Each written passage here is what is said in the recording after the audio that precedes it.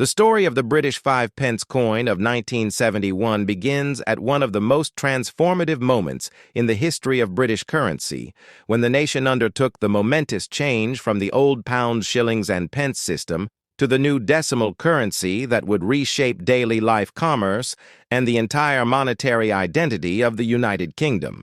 Before 1971, the British public used a system that dated back centuries, with 12 pence to a shilling and 20 shillings to a pound. And while this system carried deep historical meaning, it had become increasingly impractical for a modern industrial society.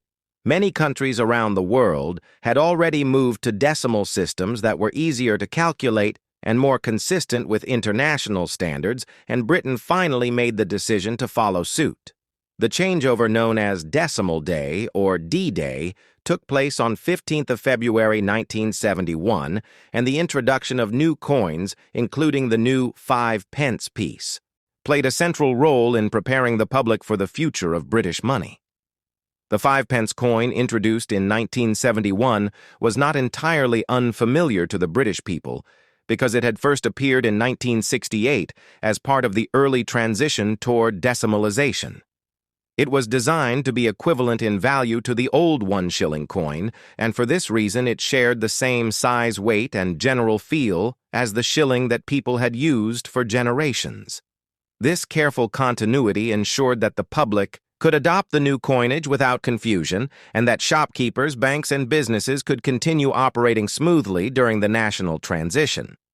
The design of the 1971 5 pence coin reflected both tradition and modernity, featuring on its obverse the portrait of Queen Elizabeth II, created by Arnold Machin. This portrait was widely acclaimed for its elegance and became one of the most recognizable images of the Queen during her long reign.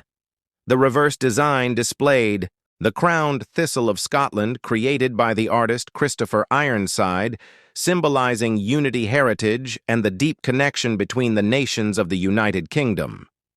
As the first fully decimal 5 pence coin circulated across Britain, it became a standard part of daily transactions and a symbol of modernization. Through the 1970s, the British public adjusted to the new monetary system, and the 5 pence coin became an essential unit of value used in shops, markets, bus fares, vending machines, and countless small exchanges. Its durability and the familiarity inherited from the shilling allowed it to settle comfortably into everyday life.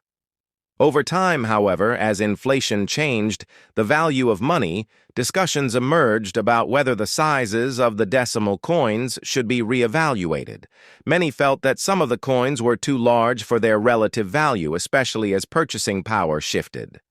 Nonetheless, the original 1971 5 pence coin remained in circulation for 2 decades, serving as a durable link between the pre-decimal and post-decimal monetary eras. Throughout the 1980s, the United Kingdom saw economic changes, technological advances, and increasingly modernized currency production methods, and the Royal Mint began exploring ways to make the coins more efficient for both public handling and industrial processing. These discussions eventually led to a major development in the life of the 5 pence coin. In 1990, the government announced that the 5 pence coin would be reduced in size to make it more practical and to better reflect its actual economic value.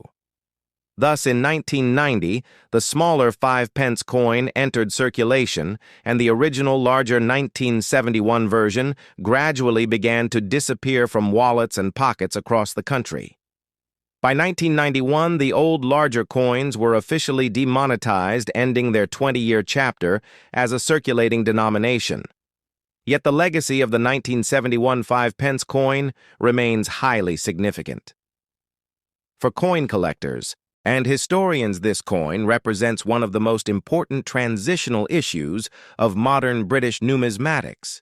It marks the moment when Britain embraced a simplified, rational, and globally aligned monetary system while still preserving elements of its culture and heritage through thoughtful design choices. The coin also represents a major step in the evolution of British currency because it paved the way for later redesigns, updates, and the continued modernization of the National coinage. Even today, when handling the current smaller 5-pence coin, many people still think of the older version and remember the era when decimalisation reshaped everyday life. The 1971 5-pence coin is also valued for its historical context. It stands at the intersection of tradition and change, symbolizing both the end of an era and the beginning of a new one. For millions of people, it was the first decimal coin they ever used, the first sign that the monetary world around them was transforming, and the first step into a system that would become second nature to every generation that followed. The Queen's portrait, the Scottish thistle, and the shared legacy of the shilling all blend together to form a coin that carries deep cultural meaning far beyond its modest face value. It remains a reminder of the early 1970s, a time when the United Kingdom was redefining itself through innovation, modernization, and renewed confidence in the future. With all these historical layers, the 1971 British 5-pence coin remains a compelling subject for collectors, historians, and enthusiasts who continue to appreciate its role in national history and its significance within the broader narrative of the United Kingdom's economic evolution.